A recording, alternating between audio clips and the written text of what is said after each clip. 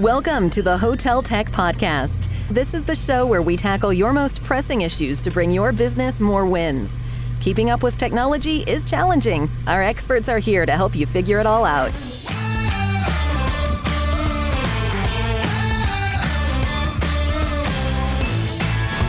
Here's your hosts, Glenn Houseman and Estella Hale.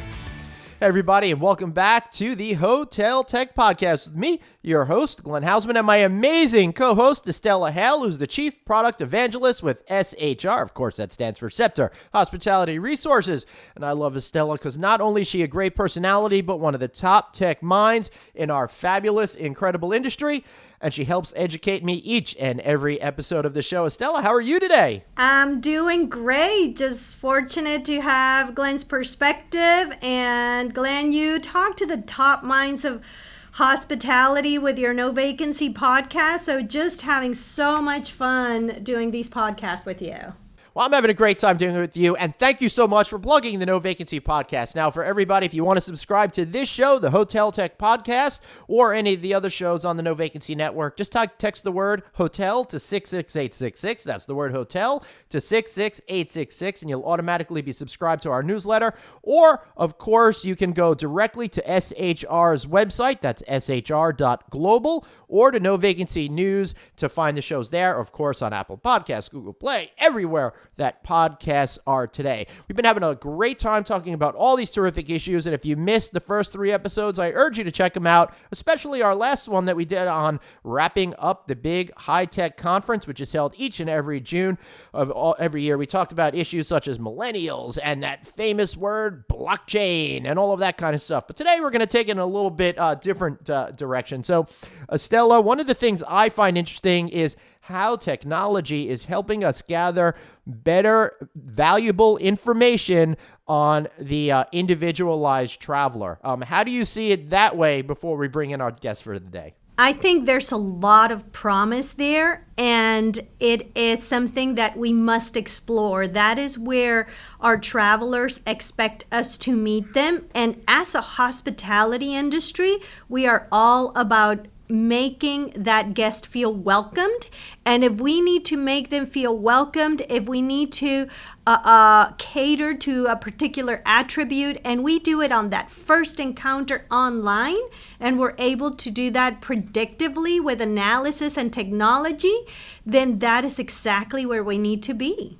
Excellent. I love it. And in order to talk about where we are and how you could better leverage this exciting world of what we're going to call predictive marketing, we have Mr. Rich Maradik, and he's the founder of nSight for nSight for Travel, and he's a former CMO of major companies such as Gaylord. So this guy knows how to market and connect with customers in meaningful and authentic ways. Rich, how are you? I'm great. Great to join you. Appreciate you having me. Yeah, very excited to have you here on the show today. Predictive marketing, great words. I love what that says to me. Maybe for our audience, you could explain a little bit about what predictive marketing is and why it's so essential in 2018. Yeah, I like to think of predictive marketing. Well, first of all, predictive marketing comes with a lot of buzzwords, right? You've heard big data, you've heard AI. I like to think of it's using technology to know your customer so well that you know exactly what they want and when they want it. And we like to think that this is an invention of our time, and it's technology that allows this. But to stay humble, let's just remember what we're talking about here. I mean, back in the days of the old country store, if you can close your eyes and think of what an old country store looked like in the 1800s, a customer would walk into that store and the shopkeeper would know the name of that customer, know the names of the family members of that customer, know what's going on in that customer's life. And that shopkeeper would also probably know the preferences of that customer. So that shopkeeper could be predictive. Hey, do you want some flour? Hey, I got this material and that I think you'd really be liking. Hey, I might be making an order next month for this particular food you like. So what I'm saying is that predictive marketing is knowing your customer so well, and knowing your customer so well is not a new thing. It's just that unlike the days of the country store where they only had a few customers, Now we have lots of customers and we have lots of information about them, but that's all we're really trying to do. We're just trying to know them like we did back 100 plus years ago. Okay, so we're all Mr. Olsen now from Little House on the Prairie. We're just doing it on a much larger scale. Hey guys, you can't top me with my really timely references right here. So how does Mr. Olsen then take just wealths of data that are no longer just his neighbors and apply the combination of just how to get predictions on those not so well-known neighbors? Yeah, great question. So the question is, particularly for our industry, is where is that going to happen? Where will that interaction with Mr. Olsen take place? Right. And if you think about, so there's marketing, right? So there's touch points with the customer in marketing. Now, today that's really happening digitally. But a Mr. Olsen moment can happen in a hotel operationally. Mm-hmm. For instance, how many times do people check in? Does a customer at a hotel check in and the front desk person really has no idea whether or not that guest has stayed at that particular hotel before, much less if that guest has stayed at other hotels within their chain.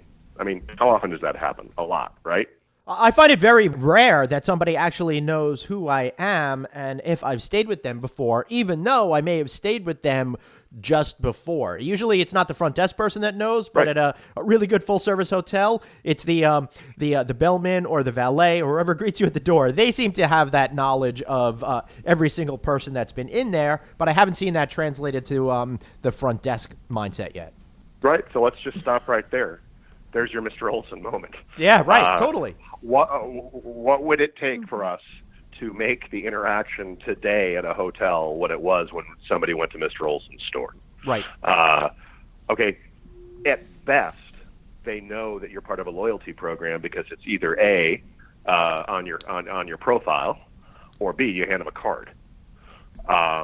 So what's got to change to make that happen, to empower the front desk person or agent with information that would know, oh, Glenn, glad to have you back. See, the last time you stayed with us was a couple months ago. Mm-hmm. Appreciate having you back. By the way, if they say nothing more than that, that's amazingly effective. Now, if they were to go on and be able to say other things like, I saw you stayed in the King last time. You're in the King this time. Is that okay with you? Right. See, we can upgrade you to a corner room with the King. Would that be fine? Oh, my gosh. Now you're knowing their preferences. Right. And we're not talking crazy stuff here. An acknowledgement that you've been here before, an acknowledgement of where you stayed before. How does that guest all of a sudden feel about their experience at this hotel if just those two things happen? Yeah, it's funny, Rich, because I see it as being something that's on the face of it may seem a little bit hokey, but at the same time, I would fall for it every single time. And I think about my relationship that I have with my airline, right? There are 20, 30, 40,000 people working for that airline, but when I'm boarding the plane, they say, thank you for your platinum status, Mr. Hausman. And for some reason, I buy into that, and I feel good about myself, even though I know they're just reading something off the screen. So there is a psychology behind it that makes a lot of sense. And I think as an industry, if we could connect better on those basic levels, it'll open the door for us to have a more complex, meaningful relationship with the customer. You can't flatter a customer too much. Right. And Rich, wouldn't you agree that that is also part of a guest expectation of feeling welcomed, especially if they have signed up, if they have stayed at your property before, at one point, well, won't they expect to be recognized? I think you're exactly right. Look, 10 plus years ago at Gaylord, we did research. Again, none of this cutting edge. It's basic stuff. But what did we learn? Well, we learned that you never get a second chance to make a first impression, and your first impression always occurs at the front desk or the check-in experience. And if you get the check-in experience right, much less great, you are 80% more likely to have that guest be satisfied than if you didn't.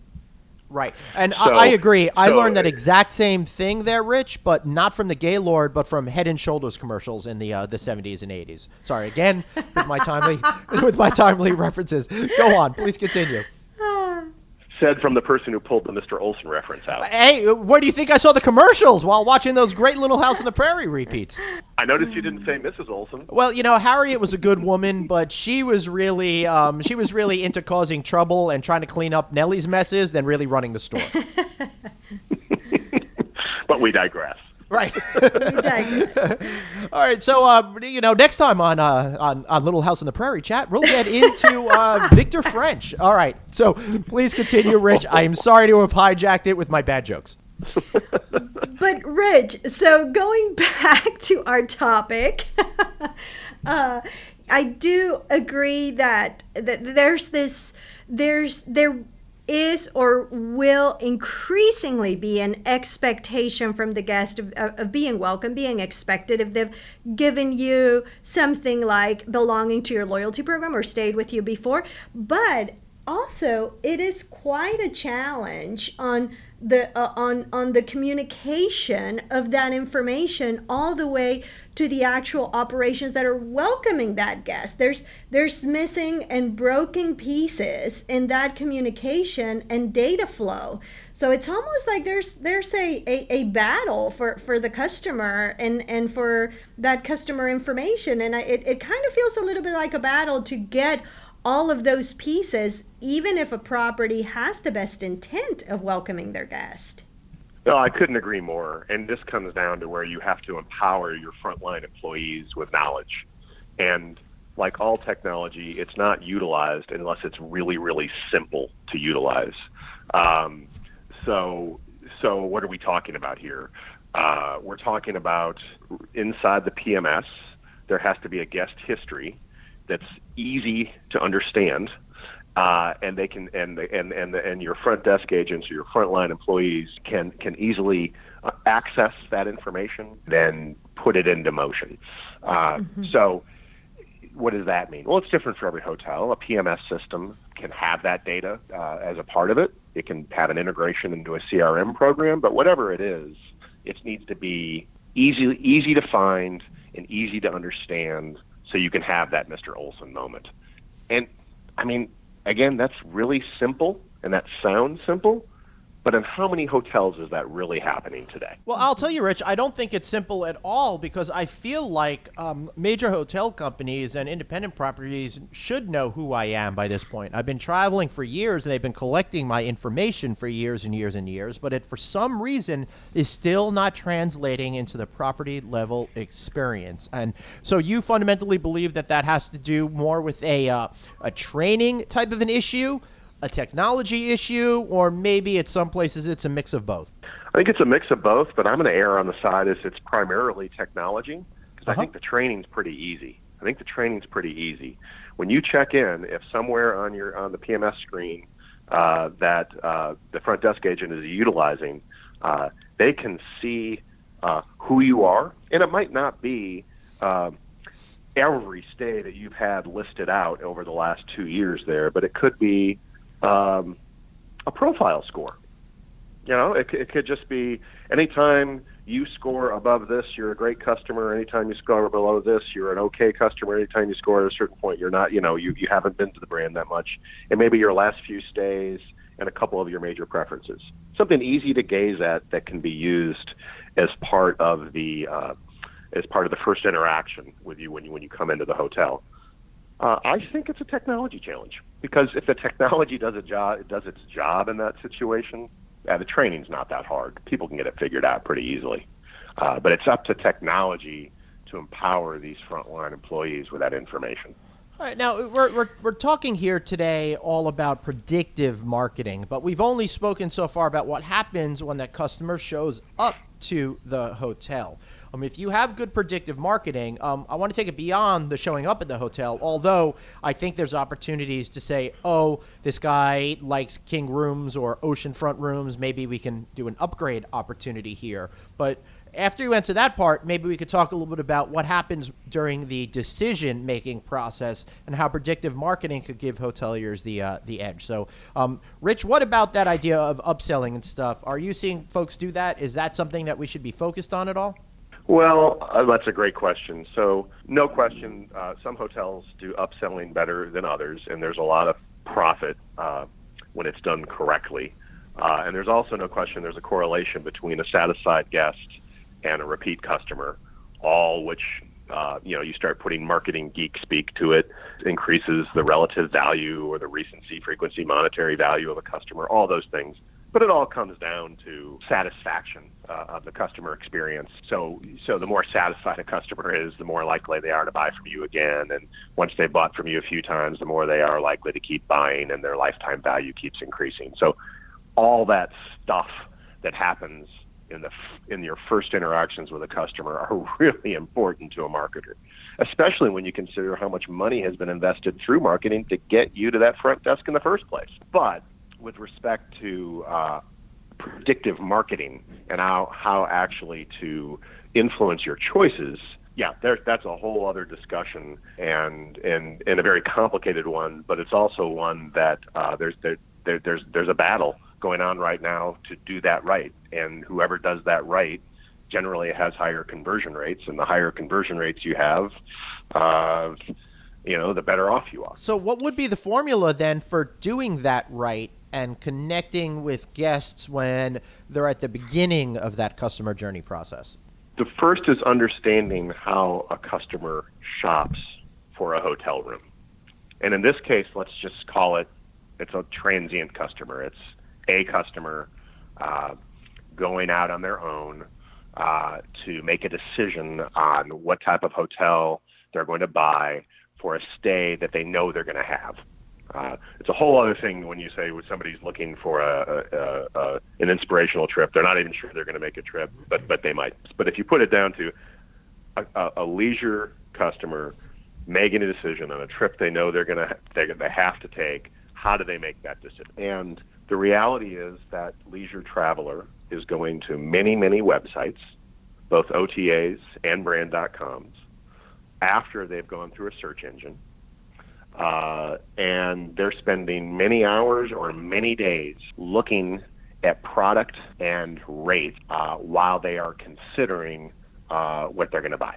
And the job of a marketer is to make that process as short as possible so that the choices they have are few and the odds of them converting to you are higher.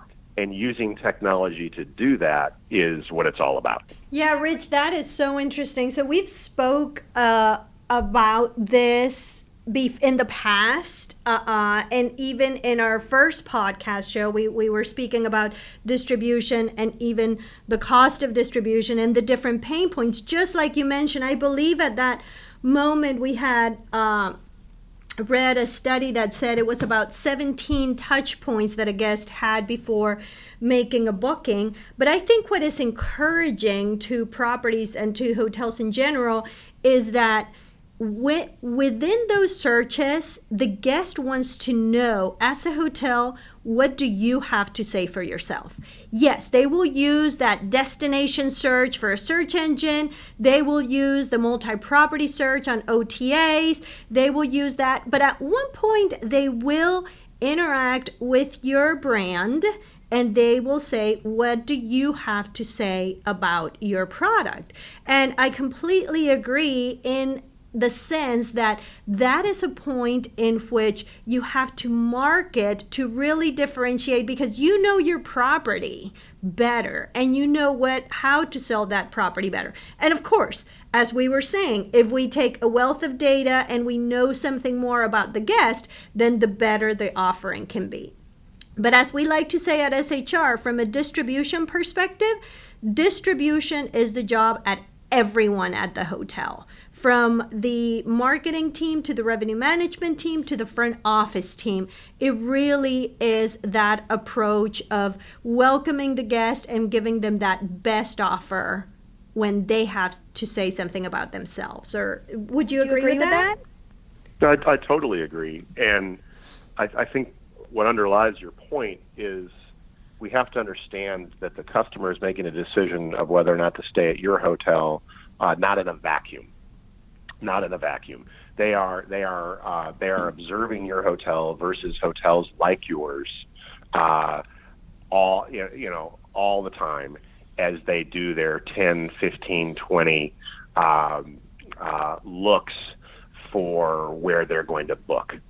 And so your job as a brand and as a hotel is to make sure that how your product is represented on third-party channels and also via your channel is differentiated. Now, the extent to which you can apply knowledge of the customer to influence how you communicate the differentiation, well, that's the holy grail.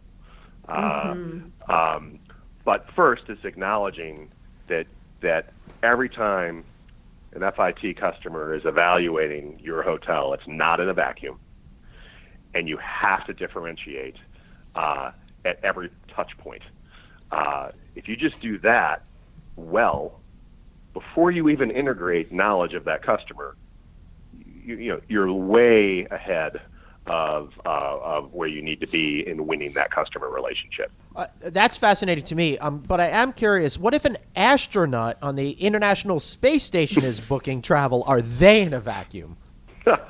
Sorry, little bad space humor there. Try to bring it to the 21st century since I was stuck in the 18th century. But Rich, I think what you're saying makes a whole lot of sense. So if you would grade the industry in any way that you would, maybe on a scale from 1 to 10, how close are we to the panacea of perfection when it comes to the whole idea of predictive marketing?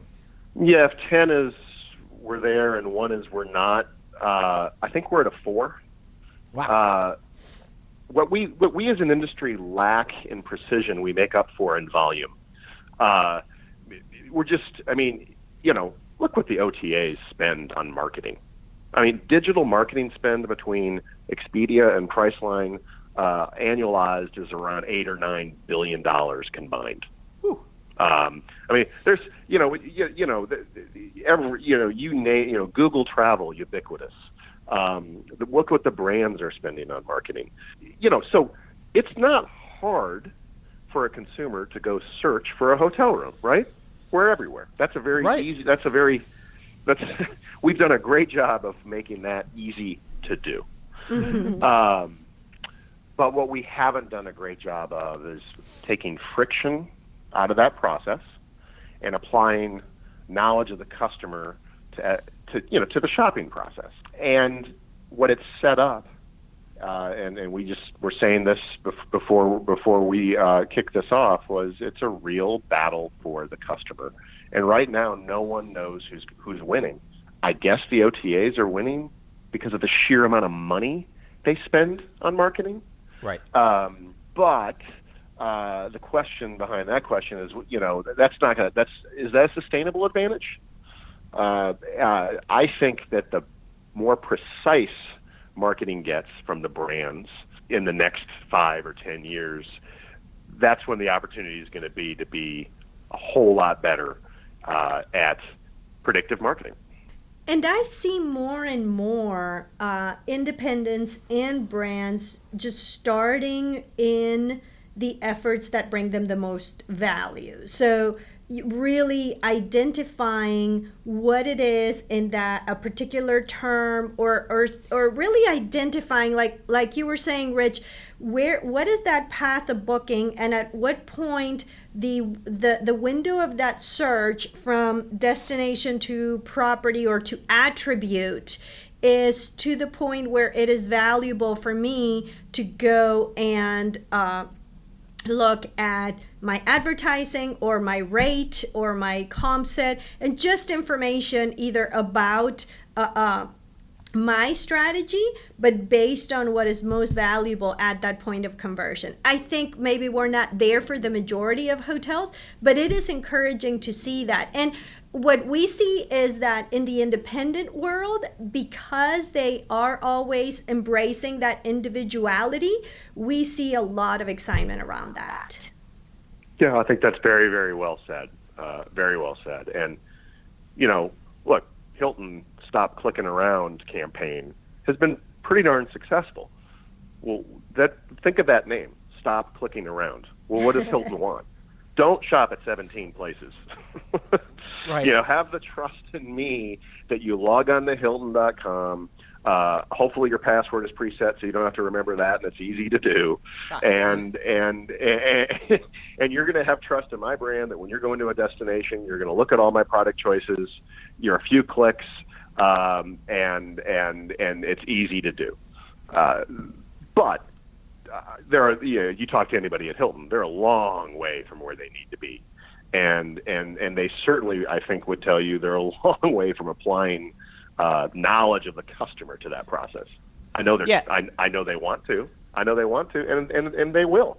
Mm-hmm. Yeah, absolutely. And I will tell you, I want to spin this all into a very positive thing. The hotel industry has been riding high in occupancy, profitability, RevPAR, all of those fundamentals. And we're only, as you said, at a 4. It excites me to know how much more opportunity there is going forward, even as we've been riding high on the industry for the last 4 or 5 years already at this point. If we get it to a 5, to a 6, to a 7, I think that's going to be very transformational and give a lot of marketing professionals out there some real transformational tools in order to help continue to build the hotel business.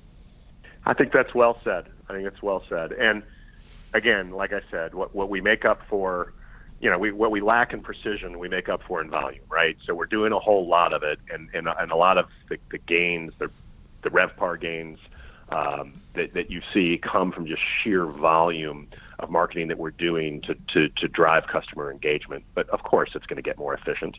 And we haven't even talked about what happens when the flood of new short-term rental / Airbnb supply hits the market. And eventually, you're going to be able to start buying that everywhere.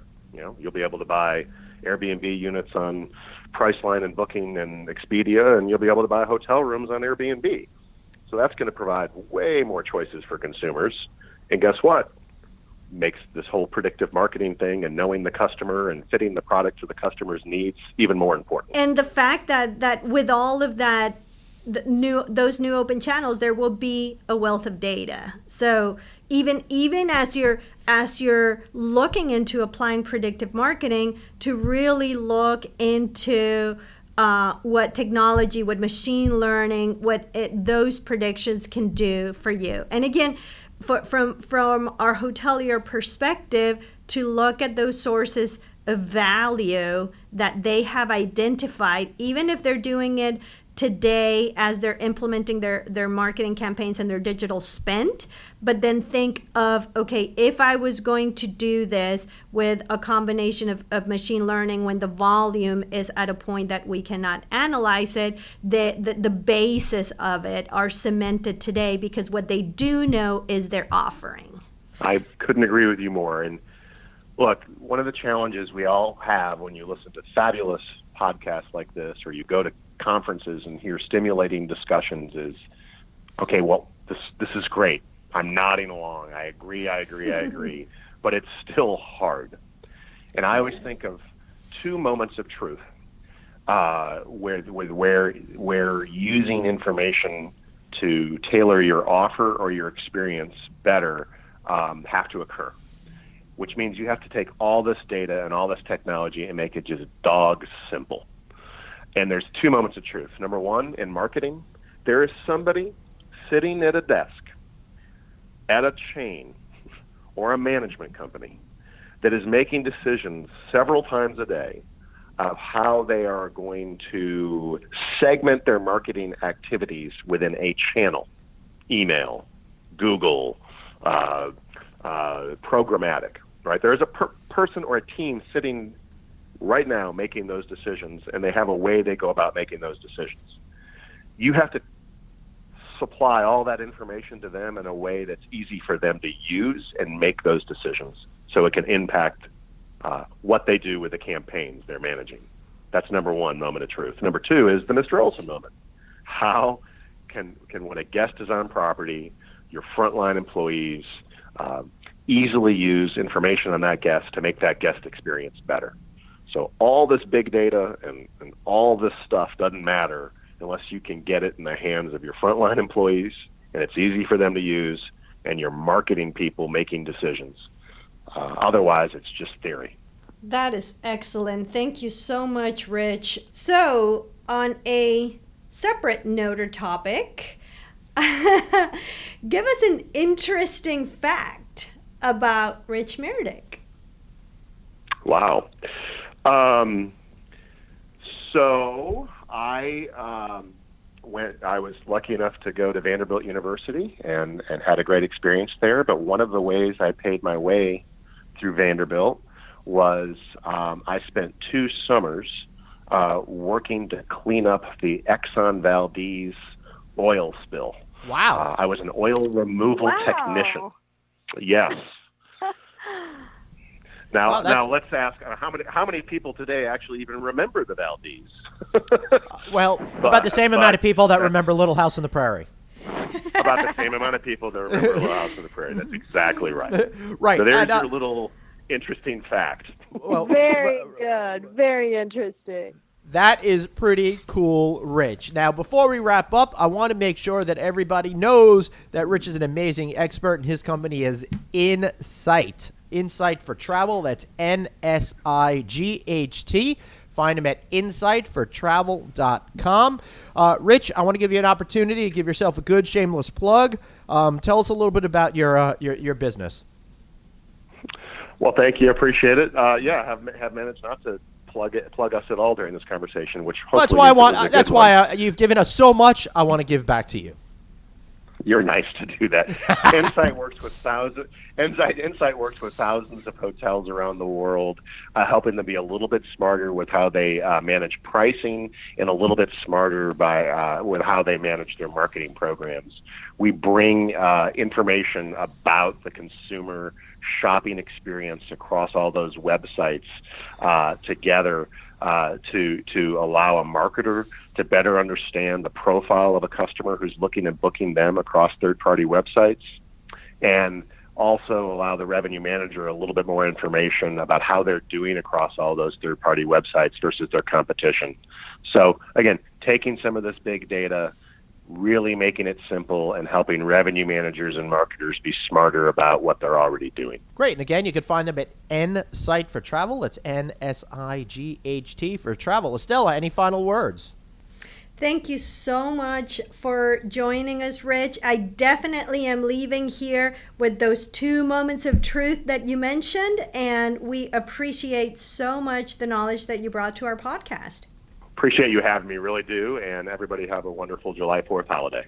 Great. Thanks so much for being on the show, Rich, and I want to thank my co-host, Estella, for always being so amazing and smart and helping us all learn about hotel technology here on the Hotel Tech Podcast. So we're 4 episodes into the series. I hope you guys are loving what we're doing. If you want to give us a shout out online, that'll be great. You can find me at Traveling Glenn. You can find SHR online. They're everywhere. You could find them on Twitter at SHR_global. Is that right, Estella? SHR_global, right? And be sure to follow them at SHR_news. Be sure to download each and every one of our podcasts. You subscribe on Apple iTunes, Google Play, and everywhere finer podcasts are found. Be sure to like our pages. Be sure to keep listening. And hey, you know what? Tell a friend or 2. Thanks for listening, and we'll be back next time with another great episode of the Hotel Tech Podcast. Thanks for listening.